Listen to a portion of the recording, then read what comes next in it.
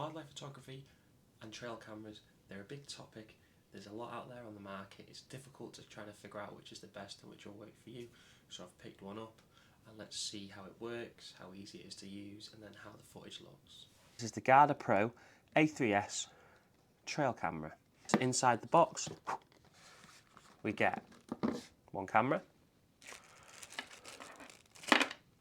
one USB cable, one instructions manual. Now, there's not a lot to this. There's not a lot to operate in this, but this is kind of a first look for me of how well this camera does. I've always wanted to buy one of these. I'm definitely an outdoors kind of person, interested in nature, love nature. I thought it'd just be cool. I live in Wales, very rural area. I thought there's a lot of places I can go. There's a lot of places I can set this up. And obviously with the camouflage, hopefully a lot of places I can hide this so it doesn't get taken, it doesn't get stolen. The instruction manual, very plain. It's a very big book for really something that does not need to be shown. The details, the specs, quite interesting. It does do 64 megapixels, it does 1080p at 30 frames a second, and it does 1296p, which I don't understand why it does that, but it does. Again, 30 frames a second. I usually keep it on 48 megabytes and 68 megabytes for the photo. Now this depends on how busy or active I think the area is, because the last thing we want to be doing is filling this SD card up before we even catch anything. These sensors are brilliant. They will capture leaf movement, they will capture tree movement, they will ping it, and it will record, it will take photos. So you've just got to be mindful of that. You can't just put a 32 gigabyte SD card in it. I've put 128 gigabyte. I've moved the photo down to 48 megabytes photo, and I've chose video to be at 1080p. You can choose the length of the video, try and keep it at 3 minutes. 5 minutes you can do. We're going to talk about that a bit later, but I try to keep it at 3 minutes just so, respectfully, if it's capturing something it shouldn't do, it's not going to eat up my SD card. You can put a bigger SD card in this. I believe it'll go up to 512 gigabyte of an SD card. Personally, I've put in a 128 gigabyte SD card. That is gold standard SanDisk. So when I say gold standard, I basically mean A10. It's a fast transfer rate, so this is able to take videos and photos quickly and high quality. So we're now taking a look at the camera. We can see our infrared, and then we've got our motion sensors. So to get into the camera, there's just two clips. 1, 2. Now, why are the clips like this? Well, it's waterproof, which is, I think, is absolutely brilliant. And you can see the seal around the side. Before you do anything, I would make sure the seal is in place, and if it's not, return it and get one with a seal in, because this will waterproof it, and it will be the difference between leaving it out on night and getting caught in the wind and rain. Now, as you can see, this is where the batteries go. It takes 8. It's hungry, and it doesn't come with it. And they are AA batteries, which infuriates me. But I've bought some rechargeable. But to be fair, I've had this out quite a bit, and the battery hasn't dropped down level. The battery does last quite a while. It does sit in sleep mode until these sensors go off and detect something, so don't worry about that. Let's move over to where we've got a screen. I've left the screen protector on because I might as well. We've got an SD card and then the USB slot. So the USB slot can be used to update the software. This is updatable. They do release software updates impressively. And then we've got the SD card for the video. Now, as you can see, Extreme SD card by SanDisk. So it's a very high standard SD card. We want a fast transfer rate. Small LCD screen that shows videos and photos and a preview of what you're pointing at. A menu button, okay, some arrows, on, off, and set. We'll start off on set. First thing we can see is video playback and shutter. So if I go onto shutter, this is basically just going to show a preview of what the camera can see. Now if I press upwards, video. Now it's going to show photo and video. So what we can do is go photo, press OK, and go to the playback. Oh, don't do that. We could go to the playback of all the photos that we've taken. Press menu, press down, video, OK for playback. Now we can view all our videos on this screen. Not the best screen, you can still view them. The main thing really for this screen is just you're able to get an idea of what you can see, what you've caught straight away. But again, if you've got a lot of footage, a lot of videos, you're not going to go through this. We hit the menu button. This is where we can start changing things. So we've got 3 modes. We've got hybrid, so it's going to take a time lapse and then do some motion detector. We've got time lapse, so it's just going to take a time lapse of everything. And then we've got motion detection, where it's just going to do motion detection. Personally, I only use motion detection. I don't really put it anywhere for a time lapse. Maybe if you think it's going to be a busy area and there's a lot going on, maybe you can get it in a fox's den or something, and you'd be able to use this and get some really good footage. But for me, I just don't think this is feasible. Now, photo or video. This is the important bit. You get to choose what you want it to take. Make sure you change this. I didn't. I set it up. I took 6,000 photos, not 1 video. Luckily, it was only leaves and trees, but I would have been gutted if I caught something really nice and it was on video, so I have learned that lesson. We've got side motion sensors. You obviously want these on. Once you're done setting it up, we're just going to press menu again.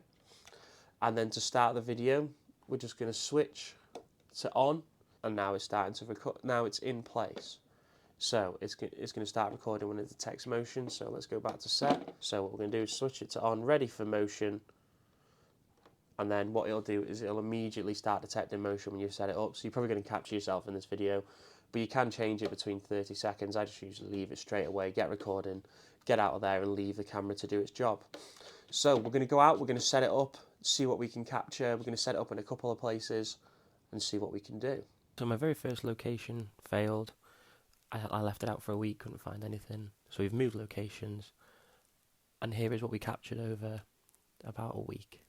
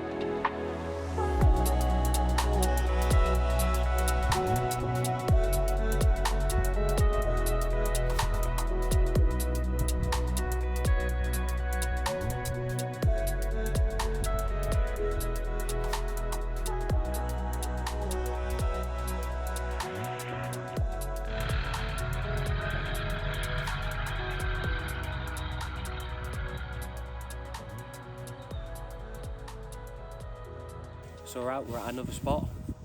I'm struggling to find what I want to find or capture what I want to capture on this trial camera. It's pretty ironic really, the one time you want to capture nature you can't, and boy, it's what they say, isn't it? Don't work with animals. So I found another spot. So we're going to get the drone up, scout it out, and then hopefully I'm going to try and get up to it and see if there's anything there. That does look like some burrow holes, but I can see that there's a lot of mushroom going up there. So I'm hoping if I can get up there, and if the mushrooms look like they've been trampled on, then we might have a bargain. Then it's just going to be the matter of maybe climbing a tree or trying to find a place where we can actually set this camera up. So it's set up. You can't see it because the trees in the way, but you can see some little footprints. So I'm hoping if I leave it here for a couple of days, we might catch something on it.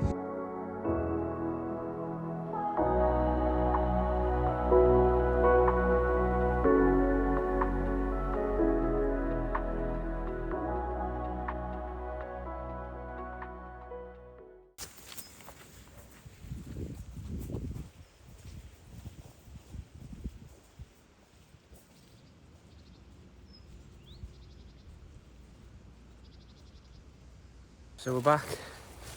I'm attempting to retrieve the trail camera. I'm hoping it's been more successful than the tractor. And there was another one but all it kind of got was leaves, so at the time I kind of deleted the footage.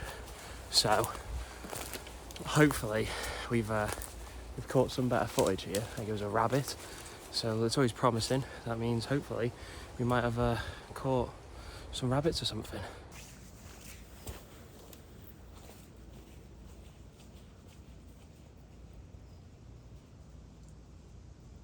So we're just getting here now.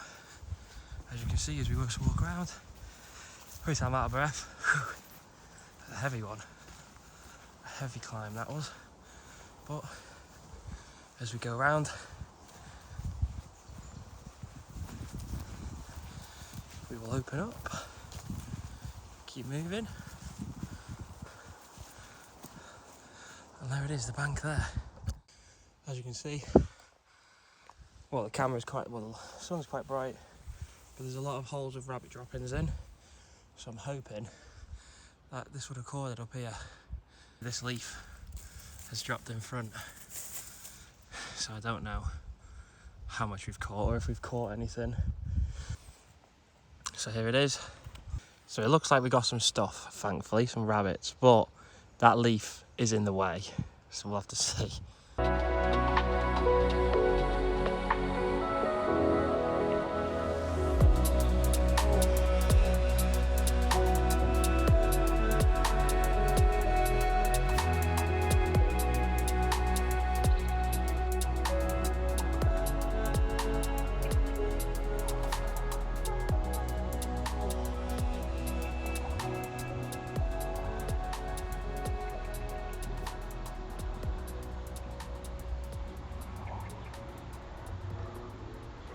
So I'm pretty pleased with this. £60, I can't really complain. Obviously you can see in the footage we managed to get a few bits, got some rabbits, a tractor. This is harder than it looks to try and find somewhere for this to actually catch or something. It is very silly, but it's always the way when you're trying to film something, you can never get it, then when you don't intentionally do it, it happens. Obviously that branch kind of blocked any way of seeing night vision very easily because obviously the IR is detecting that leaf first and going poof all over that leaf, so everything in the background is just dimmed out completely, as you could tell. But for daytime it seems to be pretty good. Obviously that branch has caused us a couple of issues. I filmed this over 2 to 3 weeks, to be honest. I'm going to struggle to have some time next week to get some more of this footage done, but I'm happy with what I've caught. For 60 quid I can't really complain. GardePro trail camera, this is the model A3S, I approve. Battery life, all the footage, I've had it out for about 2 or 3 weeks now in different places. I've only lost half power, and that's probably only because when I first used it, because where I'd put it, the tree was swinging, it was going off every 10 seconds, and I think I had something like 1,000 pictures of basically leaves. So that's really the only reason why the battery died, but I've got some rechargeable batteries, so we're going to follow back up on this. Hopefully I can do something a bit better and a bit more of capturing actual images and trying to do some night captures as well. I'm kind of getting the hang of it. There's a bit of a learning curve of where you set this up and how to set it up, but I'm happy. So I hope this video has been interesting. The next video, I've got some Thunderpole handheld testers. We're going to try and do a range test on them, see how far I can get out of them. Hopefully a decent length. I hope this video has been interesting. As you can see, I've tried to change it up a bit, added some different kind of shots. I'm just trying to improve my video skills and make it a little bit more interesting for you all. So thank you very much for watching, and I'll see you all in the next one.